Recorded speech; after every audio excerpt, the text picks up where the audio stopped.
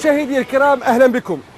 يحكى أنه في الأصل كانت تولدي، كانت حدود الحلم تموت عند مغيب الشمس بحصاد معدود من السمك الصغير. كانت جميلة وبسيطة، ولكن ذات يوم حدث التحول الكبير.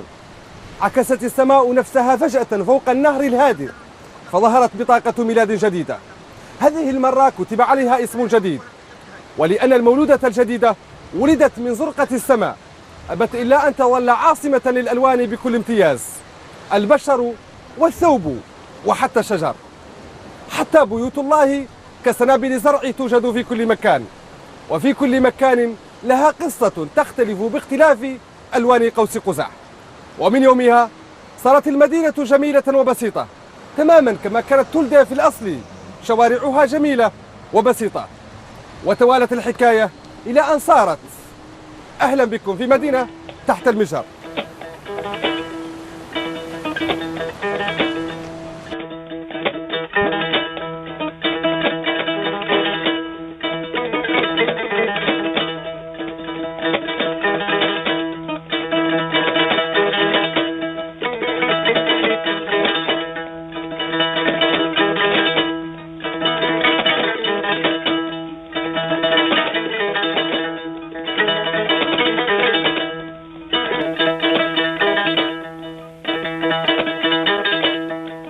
هاي المدينة كيف قلت مدينة قديمة سابقة مش نصارى، ولا نقول لك عنها شيء نايلين من والدينا اللي يعرفوها ما تلقى مدينة ما زالوا روحل. ها البلد هون اللي السوق برك ينقال له جيرة، أقلنا على صدرايا فيه كبيرة. قالت لي والدة والدي توفات من 1945 ومحققة عنها توفات عندها 100 سنة. قالت لي عنها تعرفها بينات خيامهم، والطافلات آخر النهار يطلعوا لها هاي التويجيل كيف مرقوا الطافلات الشيء آخر النهار يمرقوا لها هاي التويجيل اللي هي الخوبة. هذا السابق هذا لا يعود les années 1880 والله. ويمشوا يرحلوا عنها تمو ماشيين يمشوا في هاي البوادي يجيسوا مقطع الحجار ويقوموا من عنده جايين كاردين حاجة الشمام ولين يعود التيفسكي يجوا هنا ويصيفوا هون ولين يعود ضياء الطايح رشق نقولوا احنا اللي هو العارض يرحلوا مل. وقالت عنك الساعة ما هو من شيء اسوه هو شنو هو ما هالك صارت اللي قالوا تلده هو اللي قال له كي هيدي تنقال هالك صارت اللي قالوا تلده. وذيك الساعة قالت أونا لا حواته يظلوا يحوتوا وينشروا سبكهم الدحميس لين يعود الليل يقطوا البحر ويباتوا ليك الصف. ما هو شيء آخر. Les gens ont choisi Tuldé parce que d'ailleurs, comme son nom l'indique, c'était l'endroit le plus élevé. Parce que la ville de Kaïdi, avant, la ville, comme je vous dis, il y avait ces différents trucs, et on dit même que les gens étaient un peu de l'autre côté du fleuve Sénégal. Donc, cette partie qu'on a appelée Tuldé. Tuldé, donc, c'est, si vous voulez, ça signifie l'élévation.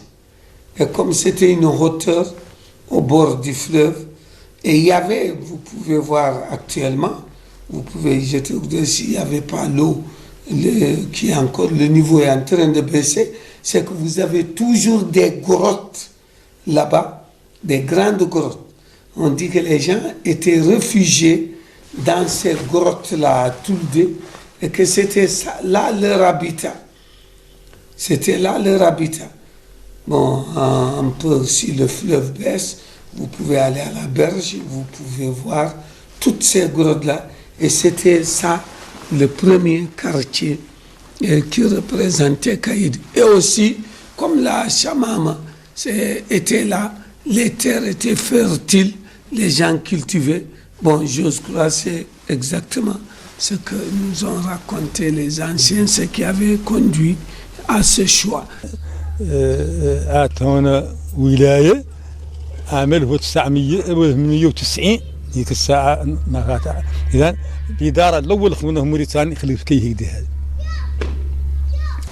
Au niveau aussi de l'administration, bon, comme vous avez dû remarquer, tout le long de la vallée du fleuve, l'occupant français, partout les régions où les postes de commandement choisissent la hauteur, comme ici, chez le Wali, c'était la maison du commandant de cercle, pour un peu pouvoir surveiller les populations. D'ailleurs, vous le verrez partout où vous avez des forts, jusqu'à Bamako, on dit le quartier Point G où habitent les chefs d'État. Tout ça, c'est des dominants où le colon s'est installé pour être un peu en retrait par rapport à aux populations autochtones et autres aussi sur une hauteur où il peut contrôler tous les mouvements et avoir une vision de ce qui se passe.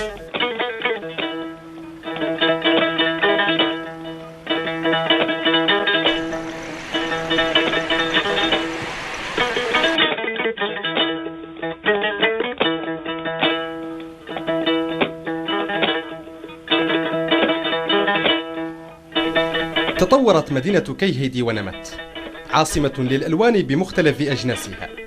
هنا موريتانيا بكل أطيافها ولعلها خصوصية المدينة. صحيح أن للنهر ثقافته الخاصة، لكن هذه الثقافة ليست ملكا لجنس معين، إنما حتى البدو الرحل تركوا بصماتهم الواضحة في هذه المنطقة.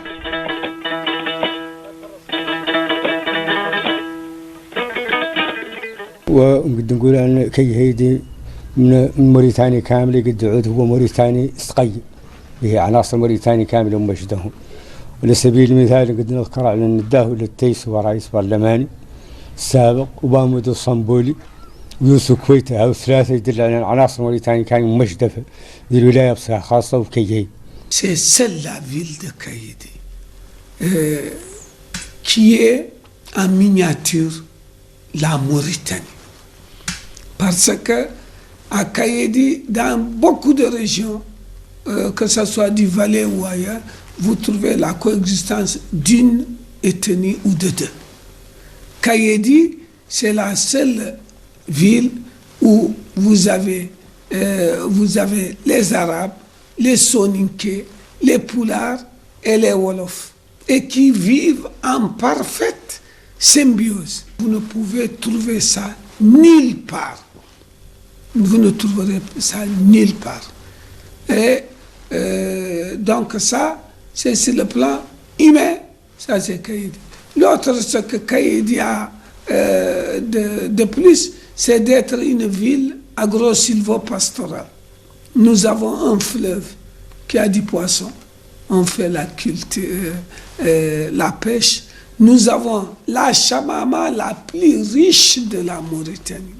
C'est connu, la plus riche de toute la Mauritanie, et c'est ce qui avait fait que ce soit l'ISRA, que ce soit l'INRA, qu'on a mis toutes les organisations agro-pastorales à Kaïdi. Bon, c'était ça. Bon, donc ces atouts agricoles, élevage, agriculture, élevage, pêche, d'ailleurs c'est ce qui a fait que tout ce monde-là s'est mis autour de la ville de Kaïdi. كايدي فيه البيضان وفيه سرقلة وفيه تكاري وفيه هلان وفيه ولف، جميع العناصر ممجدة في ولاية كركر، وهذه كلهم مادة يدل الآخر وكلهم جزء من الآخر.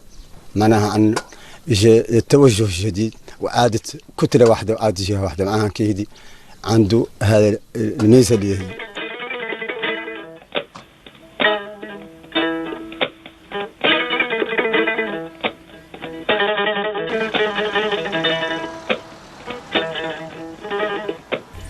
انصار أول بوست أدمنستراتيف أدلوه عام 1980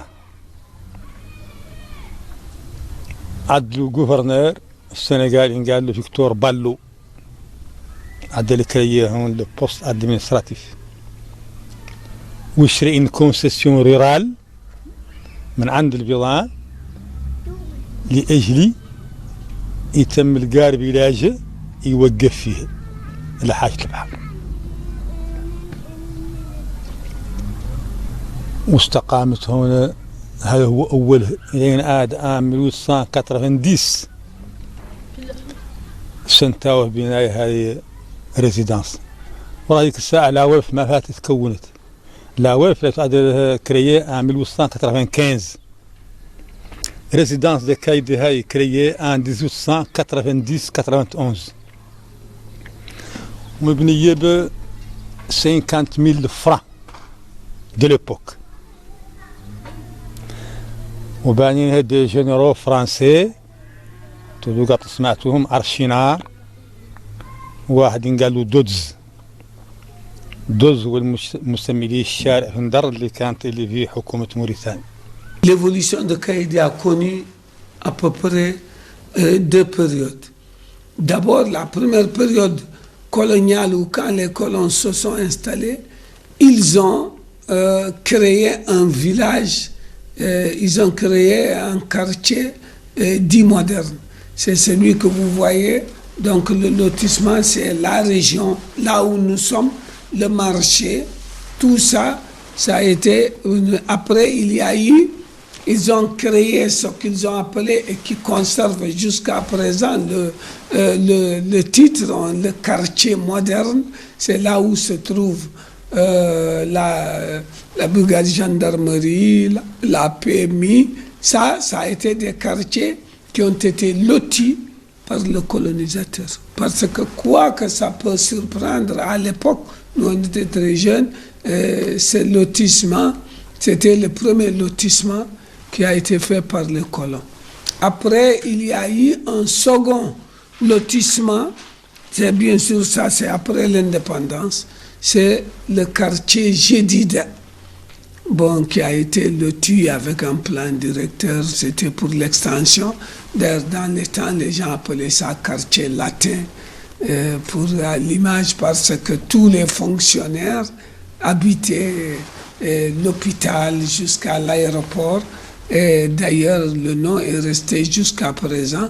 Il y en a qui vous disent toujours, moi j'habite le latin. Parce qu'à l'époque, les maisons du commerce français, comme on les appelait, les maisons coloniales de Marseille, avaient toutes leurs succursales ici à Kaïdi. Vous aviez Morel-et-Prom, vous aviez Devet Chemin, vous aviez CFAO, toutes les compagnies. Et parce qu'ils venaient pour acheter la gomme arabique, c'était Kaïdi qui était le marché de la gomme du mil, parce qu'il y avait la chamama.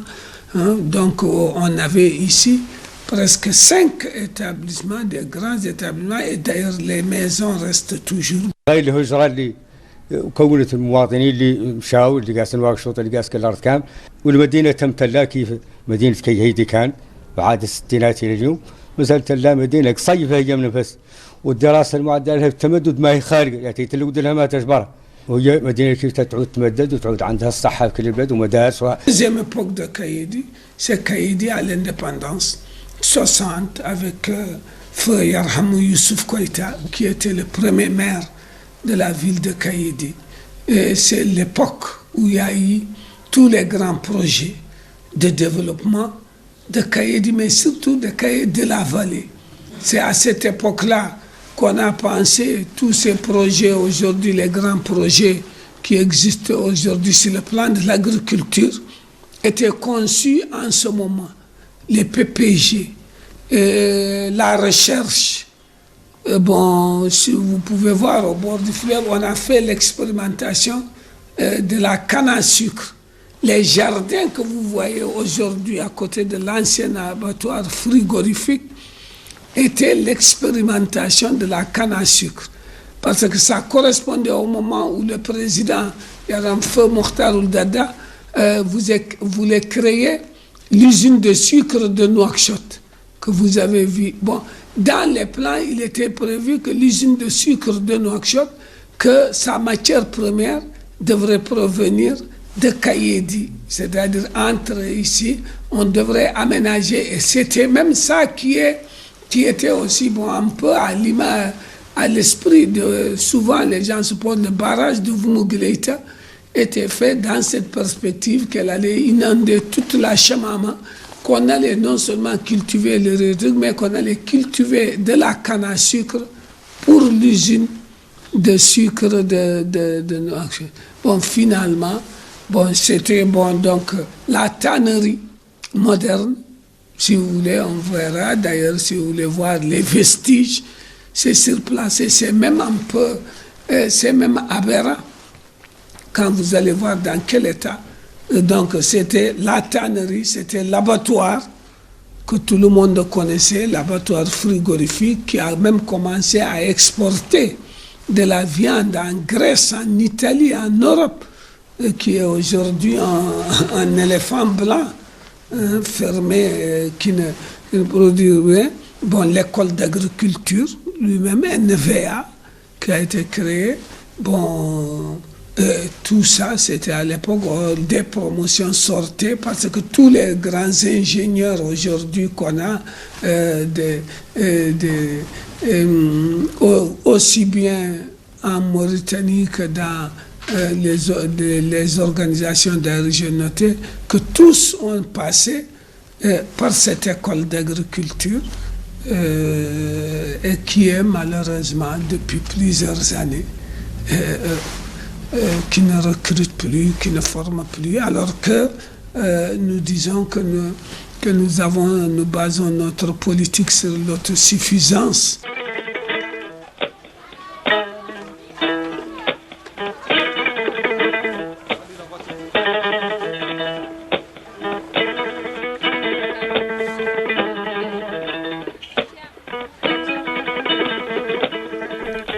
قلب المدينة سوقها، تسير وتيرة الحياة بسرعة كأنها تسابق الزمن، وجمالية المشهد تضفي نكهة خاصة، فكما هي عاصمة الألوان بالنسبة للبشر، هي هنا عاصمة للألوان بشكل مختلف، هذه المرة ألوان قوس قزح.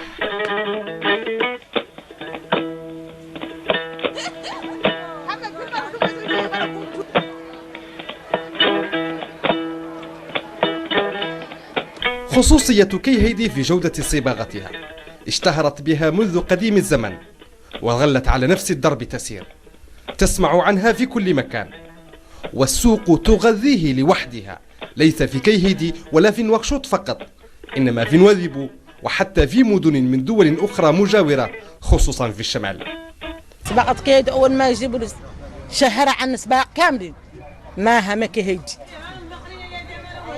كيهيدي ما حلو من كامل، موريتاني كامل حلاها ما كيهيدي، من عند الصاب حرنا والابيار والرباين، هاول زين سباقتنا وجاب السباق كاملين من حلاوة مانا حلو، ونعاد مانا حلو نصر السباق إنه كامل نسبق كيهيدي كامل يسبق من عند قنقاري كوري البلواني السوداني كامل الدنيا في التسباق من يسبق مولي الراو في مونا ياك ندور بالمانا زين. naroɓe ne cooda yamen won ummorooɓe banggue worgo ne ngara ɗo ne cooda, won ummorooɓe caggal leydi ne ngara ɗo ne cooda, ene ngara somade melfeji, ne ngara somade wutteji, hunde fof emin jeeya, emin jooɗi ɗo kala emin jeeya, min ngala doole noon emin jiiɗi wallede. سباط كيدي انت ما تشوف حد لابس درامه قال هذه درام سباط كيدي معناها اعطاهم ملامته يعرفوا السباقه، السباقه اللي اعطاهم ملامه عادوا يعرفوا ما تعرف واحد من الولاد، وعادوا الولاد الثانيه هم اللي حاملوا سباط كيدي ولا نعرف كانوا يقعدوا يستهدوا هذيك السباقه اللي كيدي.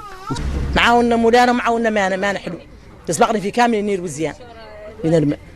اسمع ودنا نخيطوا تص ونخيطوا سلسلو ونخيطوا التوسيعه، اسمع التشكال كامل ونجمص من الخياط نخيطوا، والاشكال كامل خيطناهم نسبقوا مزيان، ويجينا من الخياط من شلون ناخذوا التص نسبقوا معنا هنا يجي دور اللالمه. ما تفري معناها انها سباقه ما ولا اللي لبسها رقاج ما تبقى مثلا ما فهم وسخ له جسد الانسان، معناها انها سباقه جيده وتوف ولا كي سباقه حد حاملها هو يعدل شيء ولا انت تلبس دراع ولا ملحه تلبس امال هي فيها هي سباقه هنا في الجسد، وذاك ما هو واقع الولايات الثانيه اللي يحاملوا سباقه كيهيدي ما حد مثلا سابق سباط كيدي يسوى دراوي يسوى ملحفة سباط كيدي عنده مثلا ما هي كيف تسباط مدن ثاني.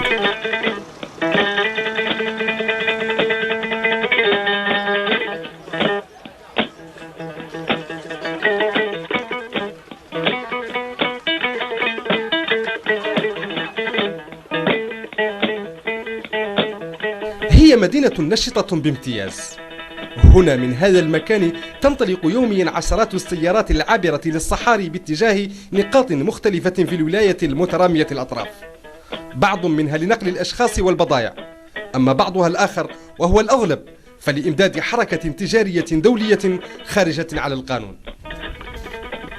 شي كامل جاء من نواكشوط العاصمة يصب انين يجي هون يجي لا مرة واحد تو ماشي لا قد اللي جاي يصبح هنا لا يصفي لاكو هو هذا قط انه هو اللي واسع لان السعر هنا ما يقض بيلي مرسندس ما احنا هنا جاي هنا لا ما مرته انين يخرص حد الدحميس الوتات جبر من لا شاحنات ماشي لا يقضي بات في اللي يقضي يصبح الصبح.